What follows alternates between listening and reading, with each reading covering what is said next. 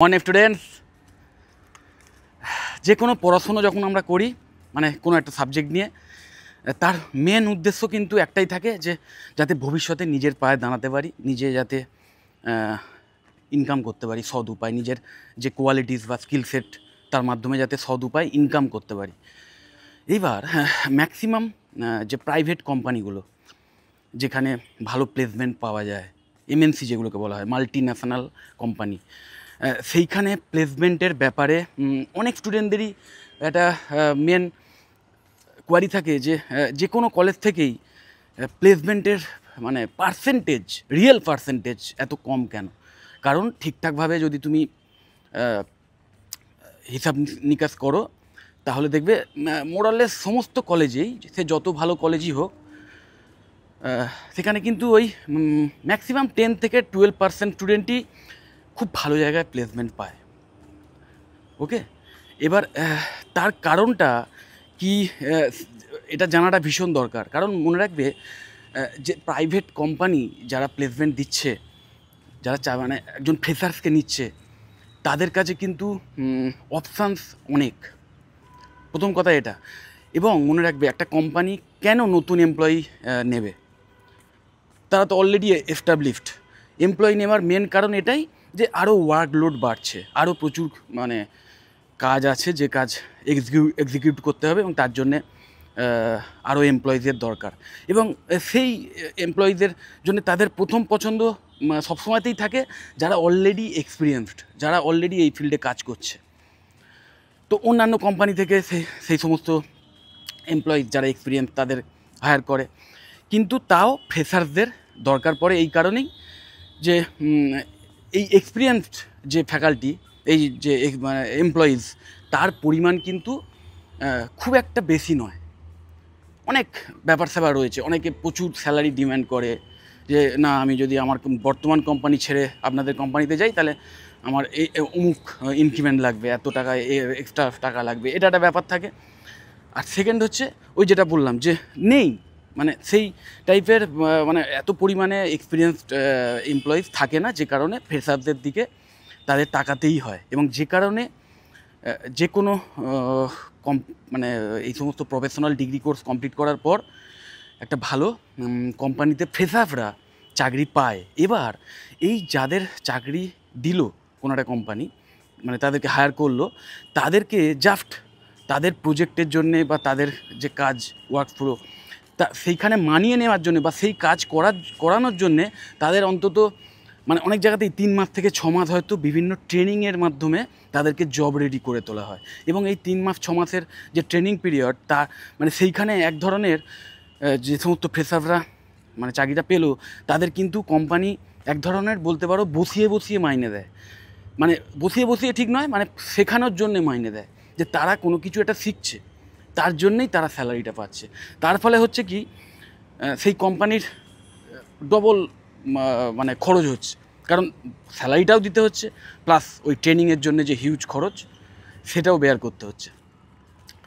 এবার তুমি ভেবে দেখো যে তুমি নিজে যদি কোনো কোম্পানির মালিক হতে, তাহলে তুমি নিশ্চয়ই এটাকে একদম শেষের দিকে রাখতে, এই চয়েসটাকে, যে যখন আমি সত্যি পাবো না কোনো এক্সপিরিয়েন্সড এমপ্লয়িজ, এবং আমার কস্টিংটা যখন সত্যি একজন ফ্রেশার্সকে নিয়ে ট্রেনিং দেওয়ার ক্ষেত্রে কম থাকবে, কারণ যারা এক্সপিরিয়েন্স তারা হয়তো এতটাই হাই স্যালারি ডিমান্ড করছে যে তার চেয়ে আমি ফ্রেশারদের নিয়ে এসে ট্রেনিং দিয়ে যদি আমি কাজটা করাই তাহলে আমার কম খরচ হবে।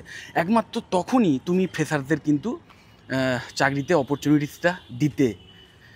এইবার ভেবে দেখো, যদি তুমি কোর্সটা যখন কমপ্লিট করছো, করার পর যখন আলটিমেটলি প্লেসমেন্ট ড্রাইভের আয়োজন হলো তোমাদের কলেজে, সেইখানে যখন তুমি নিজেকে প্রমাণ করতে পারলে এইটা, যে তুমি অলরেডি তাদের যে কাজকর্ম, মানে তাদের যে কাজ হয় তাদের কোম্পানিতে, যে ডেজিগনেশনের জন্য তোমাকে নিচ্ছে, যে কাজ তোমায় করতে হবে, সেটা অলরেডি তুমি জানো, সেটা অলরেডি তুমি ভালোভাবে করতে পারো।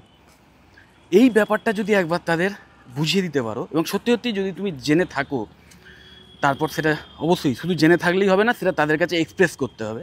তো সেটা যদি ঠিকমতো করতে পারো, তাহলে তো তোমার প্লেসমেন্ট বাঁধা একদম। এবার ব্যাপারটা হচ্ছে তুমি নিশ্চয়ই খেয়াল করে দেখেছো যে অনেক মানে এই সমস্ত প্লেসমেন্ট ড্রাইভের সময় যে সমস্ত কোম্পানি হায়ার করতে আসে তারা কিন্তু স্টুডেন্টদের পাস্ট যে এক্সামগুলো মেন যে এক্সামগুলো যেমন মাধ্যমিকের বা ক্লাস 10 লেভেলের বা 12 লেভেলের যে রেজাল্ট সেগুলোকেও কিন্তু গুরুত্ব দেয়।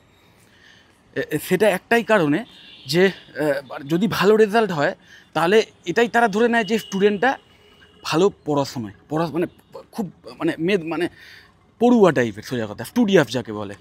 এবং সেই স্টুডিয়াস শুধু নয়, তার সাথে সাথে সে পড়াশুনো করে ভালো নাম্বার আনতে পারে, মানে ভালো শিখতে পারে। সোজা কথায় ধরে নেওয়া হয় যে ভালো নাম্বার যে পেয়েছে সে নিশ্চয়ই ভালো শিখেছে।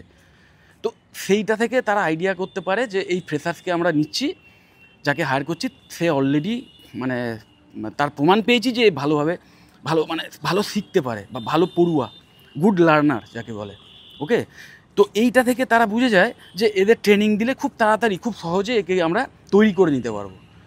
তার মানে আলটিমেট ব্যাপারটা এসে যাচ্ছে যে তোমার লার্নিং ক্যাপাসিটিটাও কিন্তু ভীষণ ইম্পর্টেন্ট। এইবার ধরো তোমার কোনো কারণে ক্লাস 12-এর রেজাল্ট ভালো হয়নি বা ক্লাস 10-এর রেজাল্ট ভালো হয়নি, কিন্তু বিভিন্ন প্রাইভেট কলেজে যেহেতু এখনকার যুগে প্রাইভেট কলেজগুলোতে মার্কস অনেক কম থাকলেও অ্যাডমিশান পাওয়া যায়, তো তুমি সেই রকম কোনো প্রফেশনাল কোর্সে অ্যাডমিশান নিয়েছো, সে বিটেক। ধরো বিটেকে একটা সময় যখন শুধু সরকারি কলেজ ছিল তখন অনলি টপার যারা, অনলি মানে জয়েন্ট এন্ট্রান্সের টপ র্যাঙ্কার যারা, তারাই চান্স পেত এই কোর্স করার জন্যে। কিন্তু এখন যেহেতু প্রচুর প্রাইভেট কলেজেস হয়ে গেছে, তার ফলে যারা শেষের দিকে র্যাঙ্ক করেছে তারাই যে শুধু মানে এই বিটেক কোর্স করার সুযোগ পাচ্ছে তা নয়, তার সাথে সাথে যারা ধরো এন্ট্রান্স এক্সাম দেয়ও নি তারাও পেয়ে যাচ্ছে জাস্ট ক্লাস 12-এর রেজাল্টের ভিত্তিতে। এবং সেই রেজাল্ট খুব একটা যে বিশাল ভালো হতে হবে তারও কোনো মানে নেই, হয়তো দেখা যাবে মিনিমাম 50% নাম্বার যদি পেয়ে থাকে তাহলেও অ্যাডমিশান পেয়ে যাচ্ছে। এবার তাদের ক্ষেত্রে কী হবে? এবার যখন ইন্টারভিউ প্যানেল হচ্ছে এবং কোম্পানি যখন পুরনো রেজাল্টগুলো দেখছে, তাদের মধ্যে তোমাদের মধ্যে কারোর ধরো ওইরকম রেজাল্ট খারাপ ছিল ক্লাস 10 বা 12-এ, এবার সেইটা দেখে তাদের মধ্যে এই ধারণা হতেই পারে যে তো তার মানে পড়াশোনায় খুব একটা ভালো নয়। কারণ ম্যাক্সিমাম প্রাইভেট কলেজে যেহেতু হোম গ্রাউন্ডে এক্সাম হয়, তো তুমি সেই এক্সামে কত ভালো মার্কস পেয়েছো সেটা খুব একটা ধর্তব্যের মধ্যে কেউ ধরে না নর্মালি। তো যে কারণে ক্লাস 10 আর 12-এর রেজাল্টটাই তারা বেশি গুরুত্ব দেয়। এবার তারা দেখছে সেইখানে তোমার রেজাল্ট খারাপ, সেক্ষেত্রে তাদের কিন্তু প্রাথমিক একটা নেগেটিভিটি মাইন্ডে ক্রিয়েট হবেই যে এ তো পড়াশুনোতে খুব একটা ভালো নয়, গুড লার্নার নয়, তার মানে এরকম একটা ধারণা হতে পারে। একমাত্র তাও তোমাকে তারা রিক্রুট করতে পারে তখনই যদি দেখে যে তোমার মানে এক্সট্রিমলি ভালো মানে সেই কাজের প্রতি দখল আছে। এবং সেইটা কিন্তু বোঝানোর একমাত্র উপায় ওই যে 5 মিনিট 10 মিনিট টাইম তুমি পাবে তাদের সাথে ইন্টারভিউ প্যানেলের সময়, অথবা যে এক্সাম হবে, যে রিটেন এক্সাম যদি তারা করে অ্যারেঞ্জ করে থাকে, সেই এক্সামটাই তোমার কিন্তু মানে চান্স, যাতে নিজেকে তুমি প্রমাণ করতে পারো সেই কোম্পানির কাছে যে না তুমি আগে যা ছিলে কিন্তু এখন তুমি চেঞ্জ হয়ে গেছো এবং তোমার নিজের কাজে তুমি যে বিষয়ে শিখেছো, যে বিষয়ে ভবিষ্যতে তুমি কাজ করতে চলেছো সেই কোম্পানিতে, সেই বিষয়ে তুমি জানো, তুমি সেই ব্যাপারটায় ভালো করে শিখেছো। তো এই প্রমাণটা যদি তুমি ঠিকমতো করতে পারো তাহলে কিন্তু তোমার যদি পাস্ট রেজাল্ট খারাপও হয়ে থাকে তাও কিন্তু তুমি ভালো কোম্পানিতে ভালো ডেজিগনেশান নিয়ে ভালো স্যালারি নিয়ে চাকরি পেয়ে যাবে। তো এটার জন্য দরকার যেটা সেটা হচ্ছে প্রথম কথা, এই সমস্ত গ্র্যাজুয়েশন কোর্স যখন করবে, শুধু বিটেক নয়, তার সাথে সাথে BBA, BCA, BSc media science, BSc in biotechnology, BSc in microbiology, BSc in hospitality and hotel administration, এই টাইপের যতগুলো প্রফেশনাল ডিগ্রি কোর্সেস আছে, সেই সমস্ত কোর্স যখন পড়াশোনাটা করবে সেই পড়াশুনোটার তো ভালো করে করতেই হবে, মানে যেটা শিখছো তোমাদের বিষয় যেটা, সেটার মানে যে স্কিল সেট সেগুলো তো তোমাকে নিতেই হবে, শেখাটা ঠিকমতো করতেই হবে। তার সাথে সাথে তোমাদের সফট স্কিলটাও ঠিকমতো তৈরি করতে হবে। সফট স্কিলের মধ্যে কমিউনিকেশান স্কিলটা একটা ভীষণ ইম্পর্টেন্ট জিনিস। কারণ এই ব্যাপারটা যদি তুমি না ঠিকমতো করে থাকো, তৈরি করে থাকো নিজেকে, তাহলে হবে কি তুমি হয়তো প্রচুর শিখেছো, প্রচুর জানো, তুমি হয়তো পুরো ব্যাপারটাই জানো, কিন্তু তুমি সেটা মানে এক্সপ্রেস করতে পারবে না ইন্টারভিউয়ের সময়। সো আমি তোমাদের বলবো বারবার যে অবশ্যই এই সমস্ত প্রফেশনাল ডিগ্রি কোর্সগুলো ভালোভাবে পড়াশুনো করো, যেমন তার সাথে সাথে নিজের সফট স্কিলের প্রতিও নজর দাও এবং নিজের সফট স্কিলের জন্য দরকার হলে আলাদা করে টাইম দাও। ম্যাক্সিমাম ভালো ভালো কলেজে সেখানে কিন্তু সফট স্কিল ট্রেনিংয়ের আলাদা সেশন করানো হয়, সেইগুলো অ্যাটেন্ড করো। সেইগুলো অ্যাটেন্ড করলে কিন্তু নিজেকে তোমরা কমপ্লিটলি জব রেডি করে তুলতে পারবে। এবং সবচেয়ে বড় কথা, প্লেসমেন্ট শেষ যখন প্লেসমেন্ট ড্রাইভ আয়োজন হবে সেইখানে কিন্তু প্রথম চান্সেই চাকরিটা পেয়ে যাবে। এটা তো গেল অনলি যারা প্রফেশনাল ডিগ্রি কোর্সেস নিয়ে গ্র্যাজুয়েশান করছো তাদের জন্যে। এবার যারা ধরো অলরেডি কোনো জেনারেল যে সাবজেক্টগুলো রয়েছে, ব্যাচেলার অফ আর্টস বা বিকম বা বিএসসি নর্মাল যে সাবজেক্টগুলো, ফিজিক্স কেমিস্ট্রি বা এই টাইপের যে কোনো ট্র্যাডিশনাল যে সাবজেক্ট নিয়ে যদি কোনো অনার্স সাবজেক্ট করে থাকো আর নর্মাল বিএসসি করো মানে যেগুলোকে সোজা কথায় অ্যাকাডেমিক কোর্সেস বলা হয়, সেই রকম যদি কোর্স করে থাকো না, তাহলেও তো এমনিতেই তোমাদের সেই কোর্সের মধ্যে হয়তো তোমাদের অনেক কিছু শেখানো হয়েছে, অনেক কিছু শিখেছো, তোমরা অনেক কিছু পড়েছো, অনেক কিছু জানো, কিন্তু আলটিমেটলি রিয়েল লাইফে কীভাবে সেটা অ্যাপ্লাই করতে হয়, কোনো একটা পার্টিকুলার জব মানে জব মার্কেটে সেটাকে কীভাবে তোমার শিক্ষাটাকে ইউজ করতে হয় সেই টেকনিক তোমরা শেখোনি। কারণ বিষয়বস্তুটাই সেটা ছিল না, এটা অনলি অ্যাকাডেমিক, মানে অনলি শেখার জন্য পড়াশুনো। ওখানে সেটাকে এক্সিকিউট কী করে করতে হয় সেটার দরকার পড়েনি, কারণ মানে কোর্সগুলো প্রফেশনাল কোর্স নয়। তাদের জন্যে আমি বলবো তাদের তো অবশ্যই হায়ার স্টাডি করার অপশানস থাকে এবং তারপরে রিসার্চ স্কলার বা বিভিন্ন প্রফেসর হওয়ার সম্ভাবনা থাকে বা টিচার মানে সোজা কথায় শিক্ষকতার জগতে যাওয়ার সুযোগ থাকে, সেটা আলাদা ব্যাপার। বা বিভিন্ন সরকারি চাকরির যে পরীক্ষা সেটা তোমরা দিতে পারো। কিন্তু যারা এই সমস্ত একাডেমিক কোর্স করার পরেও চাইছো যে ভালো এমএনসিতে চাকরি পেতে, তাদের জন্য কিন্তু আমি বারবার একটা কথা বলবো যে দেখো, তোমরা যে কোর্স নিয়ে অলরেডি পড়াশোনা করেছো সেখানে ওই যেটা বললাম হয়তো অনেক কিছু শিখেছো, কিন্তু আলটিমেটলি প্রফেশনাল লাইফে কীভাবে সেটা কাজ করতে হয় কোনো একটা পার্টিকুলার স্কিল সেট তোমাদের অর্জন হয়নি। কারণ তুমি একটা কোম্পানিতে তখনই তুমি চাকরিটা পাবে যখন সেই কোম্পানিকে তুমি কোনো প্রোডাক্টিভিটি তৈরি করে দেবে বা কোনো তাদের যে সার্ভিস সেটা মানে সেই সার্ভিস ইন্ডাস্ট্রিতে যাতে তুমি নিজের যোগদানটা ঠিকমতো দিতে পারো, তোমার সেই কোয়ালিটি যদি থাকে তবেই হবে না। তো তোমাকে সোজা কথায় জব রেডি হতে হবে, এমন কিছু স্কিল সেট থাকতে হবে যার মাধ্যমে তুমি সেই কোম্পানিকে প্রফিট করে দিতে পারবে। তো সেইগুলো নেই। তো তোমাদের জন্য বেস্ট ওয়ে হচ্ছে যে ভালো কোনো প্রফেশনাল মাস্টার ডিগ্রি কোর্স করা, তার মধ্যে অন্যতম প্রধান হচ্ছে এমবিএ। তারপরে আমি বলবো যারা অলরেডি সায়েন্স নিয়ে পড়াশুনো করেছো বিএসসি, বা যাদের অলরেডি ধরো গ্র্যাজুয়েশন লেভেলে কম্পিউটারের বিভিন্ন সাবজেক্ট ছিল, কম্পিউটার সায়েন্স ছিল, ওকে, বিসিএ করেছো, বিসিএ যদিও নিজেই একটা প্রফেশনাল ডিগ্রি কোর্স, ওটা করার পরই ভালো জায়গায় চাকরি পাওয়ার সম্ভাবনা থাকে। তারপরেও যদি নিজের হাইক চাও, মানে এই টাইপের, মানে যাদের গ্র্যাজুয়েশন লেভেলে ম্যাথামেটিক্স ফিজিক্স বা কম্পিউটার সায়েন্স এই টাইপের কোনো সাবজেক্ট ছিল, তাদের জন্য কিন্তু খুব ভালো আর একটা মানে মাস্টার ডিগ্রি কোর্স হচ্ছে এমএসসি ইন কম্পিউটার সায়েন্স। আর নিশ্চয়ই জানো যে আজকের সবচেয়ে বেশি আমাদের ইন্ডিয়াতে যে ফিল্ডে চাকরির সুযোগ সবচেয়ে বেশি সেটা হচ্ছে আইটি এখনও, এবং ভবিষ্যতেও থাকবে। এটা ওই কমার চান্স নেই। কারণ অনেকেই এইটা ভেবে আইটিকে নেগেটিভ বলে, মানে আইটি ইন্ডাস্ট্রি মানে আমি শুধু ইনফরমেশান টেকনোলজি ইন্ডাস্ট্রি বলছি না, কম্পিউটার রিলেটেড পুরো ইন্ডাস্ট্রিকেই বলছি। তো সেইখানে একটা সময় ছিল যখন অনলি আউটসোর্সিংটা ইন্ডিয়া থেকে হতো, মেন কাজ হতো প্রপার কান্ট্রিতে, জার্মানিতে, আমেরিকায় বা অন্যান্য জায়গায়, কিন্তু আউটসোর্সিংটা আমরা এখান থেকে করতাম। কিন্তু এখন কিন্তু আমাদের ইন্ডিয়াতেই প্রোডাক্ট তৈরি হচ্ছে, মানে বিভিন্ন সফটওয়্যার ডেভেলপ হচ্ছে, বিভিন্ন অ্যাপ্লিকেশান তৈরি হচ্ছে, ওকে। এখনও হার্ডওয়্যার পার্টটা আসেনি সেই লেভেলে, কারণ সেখানে প্রচুর র মেটেরিয়ালস লাগে। যে কারণে এই র মেটেরিয়ালসটা কম লাগে বলেই ইন্ডিয়া যেহেতু এখনও গ্রোয়িং কান্ট্রি, মানে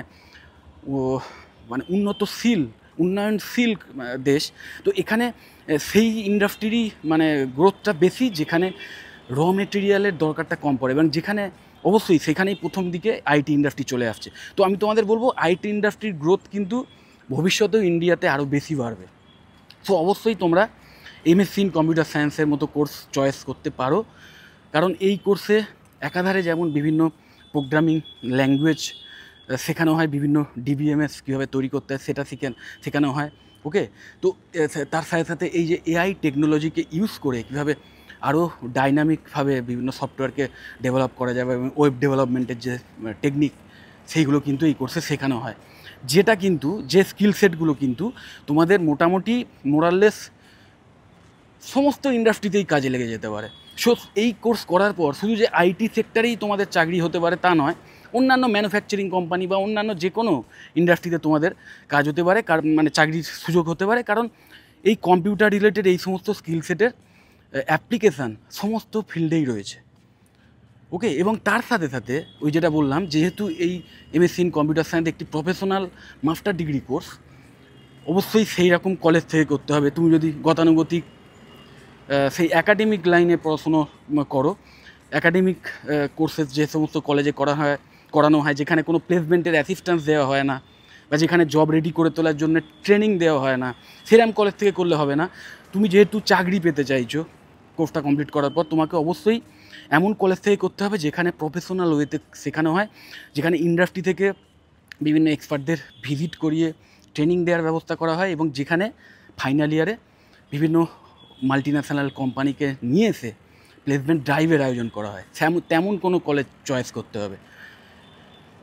যদি করতে পারো তাহলে, এবং নিজের স্কিল সেট, তার সাথে শুধু অ্যাডমিশান নিলেই হবে না, তার সাথে ওই যেটা বললাম, নিজেকে তৈরি করতে হবে, নিজের স্কিল সেট তৈরি করতে হবে এবং সফট স্কিলটাকে ডেভেলপ করতে হবে। এইগুলো যদি করতে পারো তাহলে তোমরা ওই মাস্টার ডিগ্রি কোর্স কমপ্লিট করার সাথে সাথে তোমরা কিন্তু একটা ভালো এমএনসিতে চাকরির সুযোগ পেয়ে যেতে পারো। তো আমাদের ওয়েস্ট বেঙ্গলে বেশ কিছু ম্যাকআউট অ্যাফিলিয়েটেড কলেজেস আছে, যেখানে কিন্তু এই সমস্ত কোর্স গ্র্যাজুয়েশন লেভেলে তো বটেই, তার সাথে সাথে মাস্টার ডিগ্রি মানে পোস্ট গ্র্যাজুয়েশন লেভেলেও কিন্তু করানো হয়। MBA বা MSc ইন কম্পিউটার সায়েন্স, ঠিক সেরকম MSc ইন মিডিয়া সায়েন্স আছে, MSc ইন বায়োটেকনোলজি আছে, এই টাইপের কোর্সেস আছে, যেখানে কিন্তু মানে শুধু যে শিক্ষাটা খুব ভালোভাবে দেওয়া হয় তা নয়, শুধু যে এডুকেশানটাই ভালোভাবে শেখানো হবে মানে দেওয়া হবে, বা তুমি ভালো একাডেমিক লাইনে নলেজ গ্রহণ করবে তা নয়, তার সাথে সাথে যাতে চাকরিটা পেতে পারো, যেটা তোমার মেন লক্ষ্য ছিল, যাতে একটা ভালো এমএনসিতে প্লেসমেন্ট পেতে পারো, তার কমপ্লিট অ্যাসিস্ট্যান্স এবং গাইডেন্স এই সমস্ত কলেজে দেওয়া হয়। এবং কোর্স ফিও যথেষ্ট অ্যাফোর্ডেবল। ম্যাক্স টু ম্যাক্স কোর্সের একটা কোর্সের মানে ফিস তোমার 1,20,000 থেকে শুরু করে 1.5 লাখের মধ্যে। ওকে, তো তোমরা যারা এই সমস্ত কলেজ সম্পর্কে জানতে ইচ্ছুক তারা আমার থেকেও জানতে পারো, বা নিজেরাও খোঁজখবর নিতে পারো। অনেক কলেজেই কোর্স ফিটা অনেকটা বেশি, সেটা না করে এমন কলেজে অ্যাডমিশন নাও যেটা বললাম, যেখানে অপটিমাম লেভেলে কোর্স ফিটা রয়েছে, অ্যাফোর্ডেবল ফিজ, অথচ যে ফেসিলিটিসগুলো পাবে সেইগুলো টপ লেভেলের। তো এই সমস্ত এই কোর্সগুলো সম্পর্কে যদি ডিটেলে জানতে চাও, অথবা এই সমস্ত কলেজ সম্পর্কেও যদি জানতে চাও, আমার থেকে আমার পার্সোনাল ওপিনিয়ন নিতে চাও, তাহলে অবশ্যই আমাকে কল বা হোয়াটসঅ্যাপ করতে পারো, অথবা আমাদের যে ওয়েবসাইটস আছে topinsitute.in অথবা collegekolkata.com, সেই ওয়েবসাইটগুলো ভিজিট করতে পারো। সেখান থেকেও বিভিন্ন কোর্স সম্পর্কে অনেক ডিটেল জানতে পারবে। যদি ভিডিওটা হেল্পফুল মনে হয় অবশ্যই লাইক করো, চ্যানেলটা যদি সাবস্ক্রাইব না করে থাকো এক্ষুনি সাবস্ক্রাইব করে দিও। টাটা।